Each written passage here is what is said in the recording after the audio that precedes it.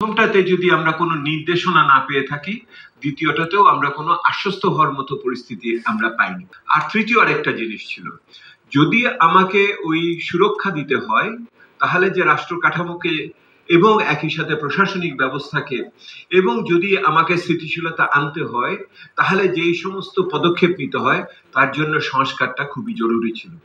ওই সংস্কারটা জরুরি ছিল অবশ্যই জ্বালানি খাত এবং ব্যাংকিং খাতের ব্যাপারে, কিন্তু এটা আরো বৃহত্তর পরিসরে পুঁজিবাজার বলেন, যে আলোচনাটা আমরা করি নাই, পুঁজিবাজার বলেন বা অন্যান্য আমার বন্দর বলেন, অন্যান্য বিষয়ের দিকে এটার বিষয় রয়ে গেছে। সেহেতু তৃতীয়ত যেটা ছিল সংস্কারের ব্যাপারে কোনো বড় ধরনের রাজনৈতিক অঙ্গীকার আমরা ওখানে দেখি নাই, কোনো ধরনের ইঙ্গিতও আমরা সেইভাবে পাইনি। সেহেতু তিনটে বিষয় যেটা ছিল, স্থিতিশীলতা, সুরক্ষা এবং সংস্কার, এই তিনটি জায়গাতে যেটা বলা হয়েছিল স্টেবিলিটি, প্রোটেকশন অ্যান্ড রিফর্মস, এই তিনটি জায়গাতেই আমরা সেরকম ভাবে কোনো ইঙ্গিত পাইনি, স্বস্তিও পাইনি, আশ্বস্ত হতে পারিনি। এটা হলো 1 নম্বর বিষয় ছিল। দ্বিতীয় বিষয় ছিল যে এইটা দিয়ে কি বের হয়েছে। আপনারা সেই আলোচনার ভিতর দিয়ে দেখবেন অন্তত 5টা ক্ষেত্রে বড় ধরনের ব্যত্যয় হয়েছে এই বর্তমান সরকারের ঘোষিত নীতির সাথে। 7ই জানুয়ারি যে নির্বাচনী প্রক্রিয়া হয়েছে সেই প্রক্রিয়াকে সামনে রেখে বর্তমান শাসক দল যে নির্বাচনী ইস্তেহার দিয়েছে সেই নির্বাচনী ইস্তেহারের প্রতি তারা বিশ্বস্ত থাকেনি।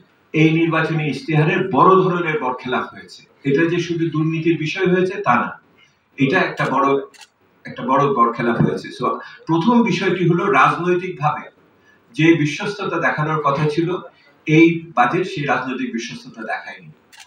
2 নম্বর হলো বর্তমান সরকারের যে প্রেক্ষিত পরিকল্পনা আছে, আপনারা জলবায়ুর আলোচনা থেকে বুঝেছেন, প্রেক্ষিত পরিকল্পনা আছে, তার সাথেও কিন্তু বর্তমান বাজেটের কৌশল এবং বরাদ্দ কোনো ক্ষেত্রে সেইভাবে মেলেনি। তৃতীয়ত, এই বর্তমান সরকারের নিজস্ব প্রণীত 8ম পঞ্চবার্ষিক পরিকল্পনা শেষ বছরে, যেহেতু আপনি পুরো বাজেটের ভিতরে 8ম পঞ্চবার্ষিক পরিকল্পনার কোনো উল্লেখ, তার লক্ষ্যমাত্রা ইত্যাদি ধরে বাস্তবায়ন নিয়ে কোনো কিছু আপনি খুঁজে পাবেন না। ওই 2-1টা জায়গায় বিভিন্ন ধরনের আছে, সেটার সাথে আপনার 8ম পঞ্চবার্ষিক পরিকল্পনা যে শেষ হতে যাচ্ছে তার যে কতগুলো লক্ষ্যমাত্রা ছিল সেইটাকে এই বাজেটের সাথে মিলানো, সেটাও হয়নি। 3 নম্বর এটা আমার কাছে। 4 নম্বর যেটা আছে সেটা হলো এই বাজেটের ভিতরে যে সমস্ত নীতি কৌশলের কথা বলা হয়েছিল বা কৌশল কম আছে, যে সমস্ত নীতি বা অঙ্গীকারের পুনরুল্লেখ হয়েছে তার সাথে বাজেটের নিজস্ব বরাদ্দও মেলে না। আমি তো বাইরের সাথে তার বৈপরীত্যের কথা বললাম, আমি এখন বাজেটের ভিতরের কথা বলছি। বাজেটের নীতিতে যেগুলো উল্লেখিত সেগুলির সাথে তার বরাদ্দ বা পদক্ষেপের আমরা সামঞ্জস্য খুঁজে পাইনি।